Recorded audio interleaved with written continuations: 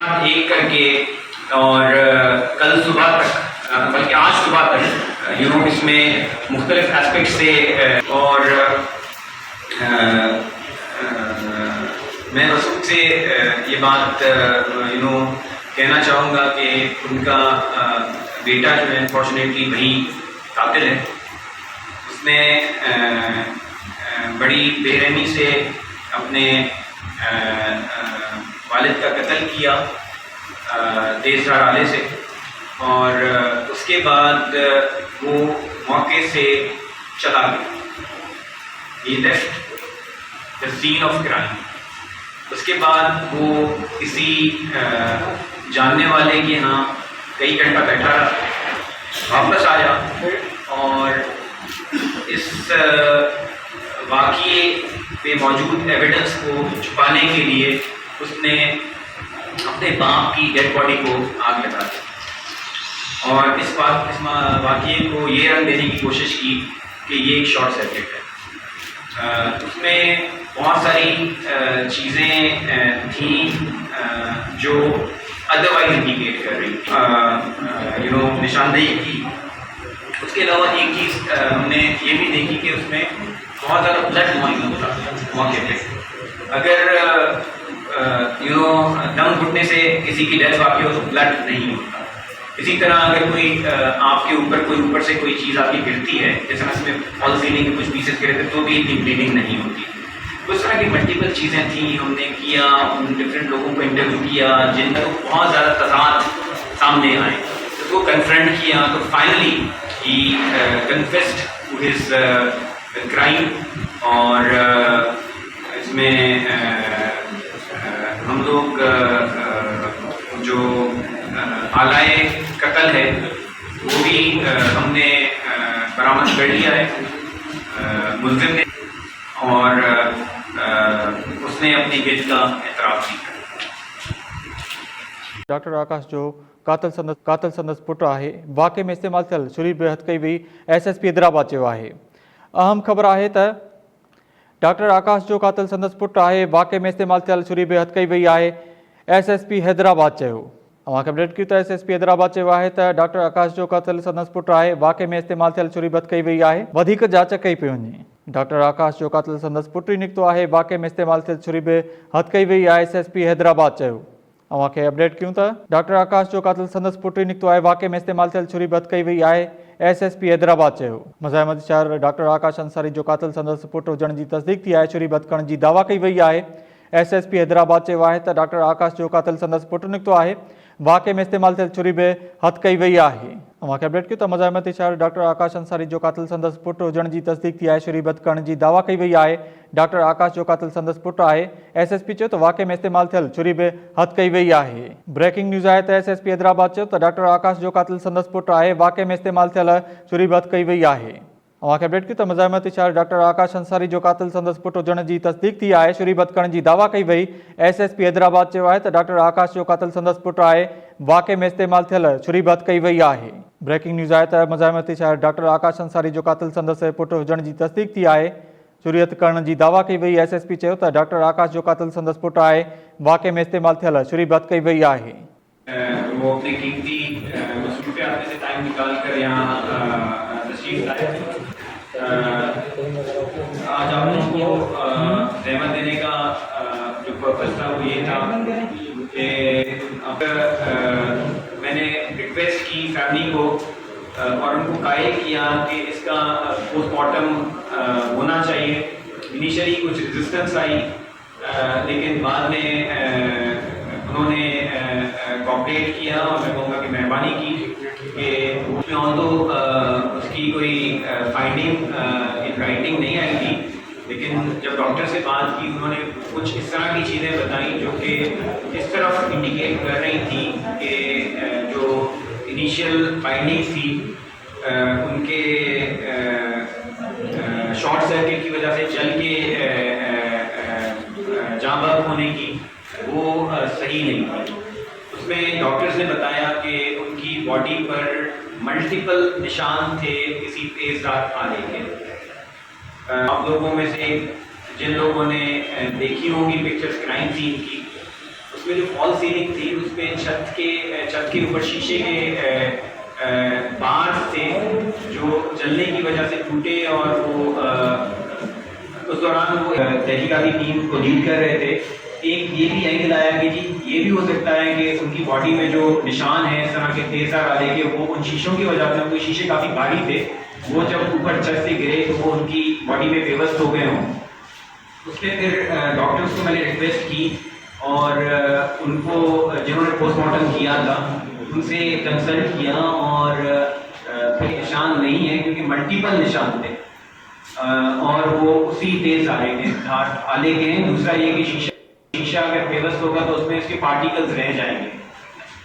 ये चीज़, इसके अलावा एक और जो अहम फाइंडिंग हमें मिली कि उनके लंग्स के अंदर कोई स्मोक के पार्टिकल्स नहीं थे। SSP जी अवां ॻाल्हि ॿोल ॿुधी अवां ॿुधो त SSP हैदराबाद चयो आहे त डॉक्टर आकाश जो क़ातिल संदसि पुटु आहे। वाक़े में इस्तेमालु थियल छुरी बद कई वई आहे। मज़ाहिमती शहर डॉक्टर आकाश अंसारी जो क़ातिल संदसि ही पुटु हुजण जी तस्दीक थी आहे। शुरियत करण जी दावा कई वई। SSP हैदराबाद चयो आहे त डॉक्टर आकाश जो क़ातिल संदसि पुटु आहे। वाक़े में इस्तेमालु थियल छुरी बद कई वई आहे। अवांखे अपडेट कयूं त डॉक्टर आकाश अंसारी जो क़ातिल संदसि पुटु हुजण जी तस्दीक थी आहे। शुरियत करण जी दावा कई वई। SSP चयो आहे त डॉक्टर आकाश जो क़ातिल संदसि पुटु आहे। वाक़े में इस्तेमालु थियल छुरी बद कई वई आहे। वधीक जांच कई पई वञे। इन हवाले सां लाइन ते मौजूदु आहे हैदराबाद खां फैज़ कोसो। जी फैज़ कोसो, अपडेट कजो। जी SSP Hyderabad doctor Farrukh लंजा press conference करे रहियो आहे ऐं उन प्रेस कॉन्फ्रेंस में हुन वाज़े कयो आहे त डॉक्टर आकाश अंसारी जे क़त्ल केस में हुनजो पुटु लतीफ़ आकाश अंसारी मुलविस आहे ऐं हुन पंहिंजे इन ॾोह जो एतराफ़ बि करे वरितो आहे।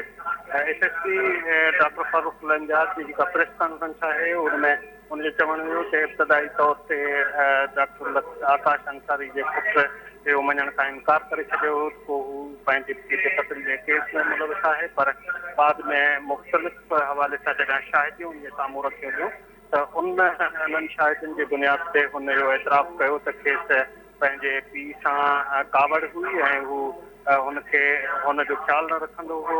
जॾहिं त माण्हू हुनखे इहो बि तानू ॾींदा हुआ त हू एडॉप्टेड आहे ऐं उन हवाले सां हुनखे सख़्तु कावड़ हुई पंहिंजे पीउ जे ख़िलाफ़ ऐं हुन पंहिंजे पीउ खे छुरियुनि जा वार करे क़त्ल करे छॾियो। SSP हैदराबाद जो चवणु आहे त इब्तिदाई तौर ते डॉक्टर आकाश अंसारी खे छुरियुनि जा वार करे मारियो वियो, जंहिंखां पोइ जवाबदार लतीफ़ आकाश अंसारी 2 खां 2.5 कलाक पंहिंजे घर खां ॿाहिरि रहियो ऐं पंहिंजे हिकिड़े दोस्त वटि हलियो वियो। हुनखे हुनजे हुन दोस्त खे हिरासत में वरितो वियो हुयो, जंहिं दोस्त इहो ॿुधायो त जॾहिं लतीफ़ आकाश अंसारी हुनजे घर आयो हुयो त हुनते मुंहं ते ज़ख़्म हुया, जॾहिं त हुनजे पेरनि ते खून लॻल हो। साड़ण वक़्तु हुनजो जेको बाहि हुनजे पेरनि खे लॻी, जंहिंजे करे हू ज़ख़्मी थियो। हुनजो चवणु इहो त असां शाहिदियूं गॾु करे वरितियूं आहिनि ऐं क़त्ल में इस्तेमालु थियल जेका छुरी आहे उहा बि असां हथु करे वरिती आहे ऐं वधीक मामले जे हवाले सां असां जांच करे रहिया आहियूं। हिकु सुवाल जे जवाब में हुनजो चवणु इहो त इन क़त्ल केस में इब्तिदाई तौर ते हिकु जवाबदार जी निशानदेही थी आहे ऐं कंहिं ॿिए माण्हू जे मुलविस हुजण जा के शाहिदियूं न मिलियूं आहिनि। हुनजो चवणु इहो जॾहिं जवाबदार खां पुछियो वियो त हुनजो पेर कीअं सड़िया आहिनि त हुनजो चवणु इहो त हुन पंहिंजे पीउ जे कमरे खे लॻल बाहि खे विछाइण जी कोशिशि कई, हुन दौरान संदसि पेर सड़ी विया। जॾहिं त ड्राइवर जो इहो चवणु हुयो त हीउ जॾहिं कमरे में ई न वियो आहे त पोइ हिन जा पेर कीअं सड़िया। हुन चयो त ड्राइवर ऐं जेके ॿिया माण्हू हिरासत में वरितल हुआ ऐं ख़ुदि लतीफ़ आकाश अंसारी उन्हनि जे ॻाल्हियुनि में जेके तज़ाद ॻोल्हिया विया उन्हनि जा पेरा थियण खां पोइ इहा ॻाल्हि वाज़े थी त डॉक्टर आकाश अंसारी जे क़त्ल केस में संदसि पालियल पुटु लतीफ़ आकाश अंसारी मुलविस हो ऐं इन सिलसिले में अञा वधीक जेका आहे जांच कई पई वञे। मुंहिंजो चवणु इहो बि आहे त डॉक्टर आकाश अंसारी जो फर्ज़ लतीफ़ आकाश अंसारी नशे जो आदी रहियो आहे ऐं नशे जे आदी शख़्स खे गुज़िरियल केतिरे ई अर्से खां पंहिंजे पीउ सां कावड़ हुई ऐं हुन कावड़ जे बुनियाद ते ऐं ताना मिलण जे बुनियाद ते हुनखे क़त्ल करे छॾियो। हुन सुवाल जे जवाब में SSP चयो आहे त को मिल्कियत जो मामिलो न हो, पर ही कावड़ जे बुनियाद कावड़ विरोध जे बुनियाद ते जेको क़त्ल आहे उनजे करे सिंध जो जेको मज़ाहिमती शाइर आहे डॉक्टर आकाश अंसारी उहो क़तल थी वियो आहे ऐं हिन केस में हुन प्रेस कॉन्फ्रेंस दौरान उहे ई ॻाल्हियूं कयूं आहिनि जेके हू सुभाणे अदालत में बि साबित करे सघनि। जी फैज़ खोसो इहो ॿुधाइजो त डॉक्टर आकाश अंसारी जो पुटु क़ातिल निकितो आहे, इन हवाले सां डॉक्टर जे वारसनि सां का ॻाल्हि ॿोल थी सघी आहे?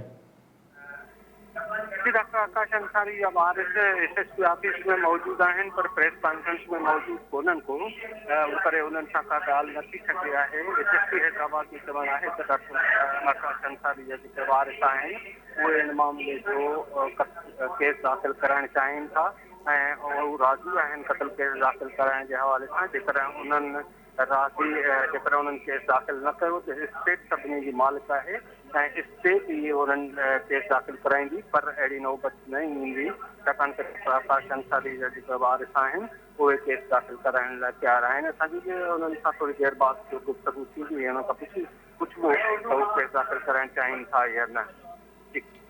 फैज़ खोसो SSP इहो ॿुधायो आहे त जेको ड्राइवर हुयो उनखे बि गिरफ़्तार कयो वियो, उन वधीक कहिड़ा इंकशाफ कया आहिनि, छा उहो मुलव्वस आहे?